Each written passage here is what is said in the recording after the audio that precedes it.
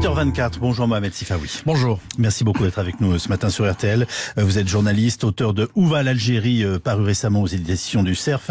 Et le titre de votre livre préfigurait une situation qui, depuis hier, bien entendu, nous fascine et nous interroge. Coup de théâtre en Algérie, Abdelaziz Bouteflika a annoncé le report des élections présidentielles et a retiré sa candidature à un 5e mandat. Quand je dis coup de théâtre, je n'exagère pas, vous y attendiez ? Je m'attendais à quelque chose de diabolique de la part du pouvoir algérien qui est un coutumier du fait et qui est un expert manipulation. Et en l'occurrence, ce qui s'est passé hier n'est rien d'autre qu'une manipulation que résume parfaitement ce matin le caricaturiste algérien Dilem en mettant en scène Bouteflika sur son fauteuil et en disant « Je ne brigue plus un 5e mandat de 5 ans, je brigue un 4e mandat de 10 ans ». Mais alors, vous allez nous expliquer tout ça, mais je suis désolé, il s'est passé quelque chose quand même hier en Algérie. Le pouvoir donne l'impression de reculer, qu'on le veuille ou non. Le pouvoir est en retrait par rapport à la situation qui était la sienne 48 heures auparavant. Sur un plan purement psychologique, le pouvoir fait croire à la population qu'il cède, mais en réalité, il ne cède rien, il garde tout. Regardez ce qui va se passer d'ici l'année prochaine. Bouteflika va continuer d'être président.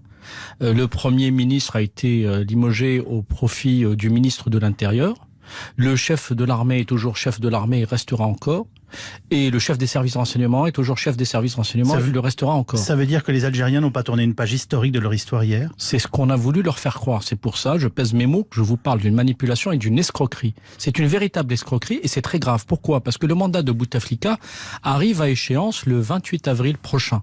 À partir du 29 avril au matin, l'Algérie n'aura plus de président légitime, si tant est que le mandat actuel du président Bouteflika le soit, puisque la fraude est un mode opératoire pour le régime algérien.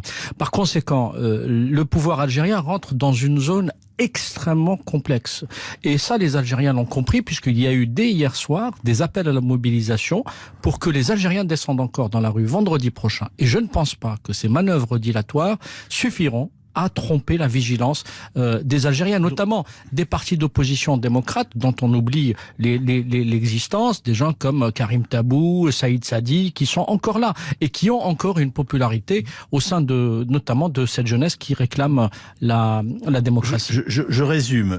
Votre premier degré d'analyse, c'est de nous dire on assiste à une manipulation et en fait, au sens le plus large du thème, l'équipe qui était au pouvoir conserve les rênes du pouvoir et va les maintenir, quelle que soit la forme de tout cela dans les mois et dans les années à venir. C'est exactement ce que je veux, parce que et je pense qu'il faut faire beaucoup de pédagogie quand vous avez un pouvoir qui essaye de manipuler et de mentir et de manœuvrer pour tromper son opinion publique. Notre vocation, me semble-t-il, de journaliste, c'est de décrypter ce qui est en train de se passer et les enjeux. Aujourd'hui, clairement... Benjamin Stora nous disait ce matin sur l'antenne d'RTL, qu'on le veuille ou non, c'est un moment historique et il s'est passé, une page se tourne en Algérie.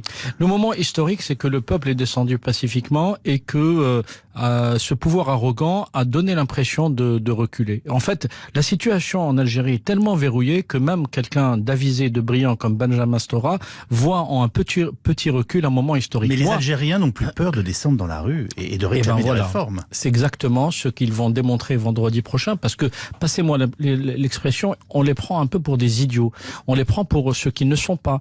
On a envie, outre le mépris qu'on leur accorde, je parle du pouvoir algérien, en plus les infantiliser, comme s'ils étaient incapables de comprendre et de décrypter ce qui est en train de se jouer.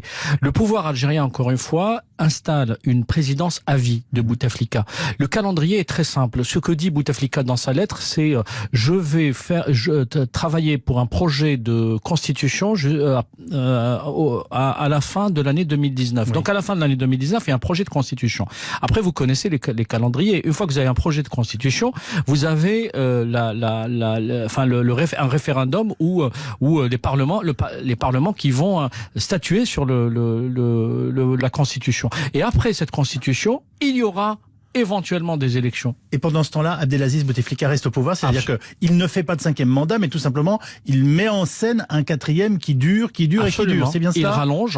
Il rallonge de manière artificielle son 4e mandat et il rentre dans une illégitimité totale. Moi, je considère que l'Algérie, à partir du 28 avril au soir, n'a plus de président. Et, pardon, comme je suis aussi accessoirement algérien, si j'ose dire, je considérais que ce personnage, Bouteflika, n'est plus digne d'être au poste où il est. Et je ne cesserai de le répéter. Et là, à ce moment-là, je dirais, y compris peut-être devant les instances internationales. Alors, je vais y revenir là aussi dans un instant.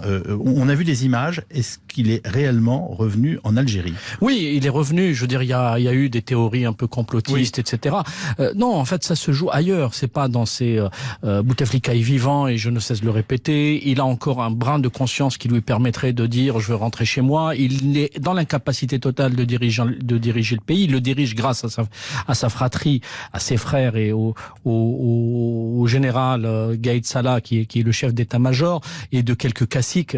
Voilà. Donc, si vous voulez, évidemment qu'il est encore là à la manœuvre, le vieux patriarche. Vous savez, c'est un peu ces vieux des films de la mafia. Vas-y, on continue, on ne s'arrête pas. Et voilà. Il dit un peu il donne les grandes lignes, et après vous avez des sbires et des larbins qui appliquent, et c'est tout. Alors là, ça devient le parrain. Le journal El Watan titre ce matin la dernière ruse de Bouteflika. Oui, parce que c'est un journal, d'abord, El Watan est un journal sérieux, comme Liberté, qui a titré aussi dans le même esprit.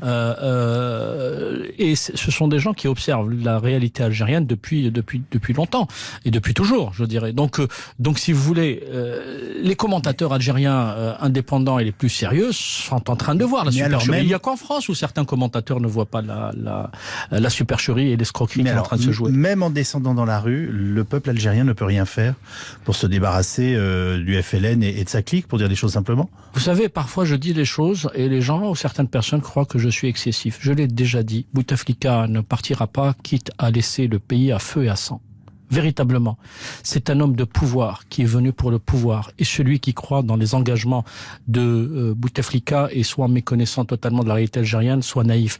Regardez, en 2014 par exemple, déjà en 2008, il a dit ma génération est foutue, je ne briguerai pas un troisième mandat. Il a modifié la constitution pour briguer un troisième mandat.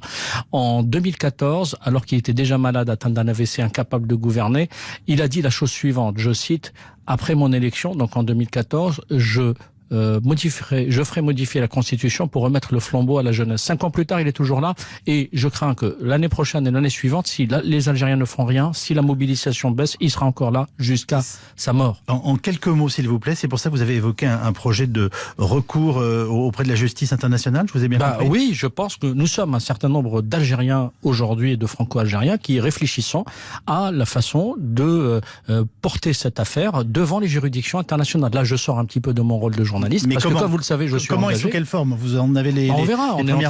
Moi, je suis en train de discuter avec des constitutionnalistes et des avocats. Devant l'ONU? On verra bien, mais on verra. Mais je vais lancer un appel dans quelques jours, y compris à l'opposition démocratique algérienne, qui est à Paris aussi, et qui vient souvent à Paris quand on est en Algérie. Il faut absolument que tous les Algériens, au-delà de leur divergence idéologique ou leur ego ou je ne sais quoi d'autre, puissent se mobiliser pour mettre fin à la mascarade.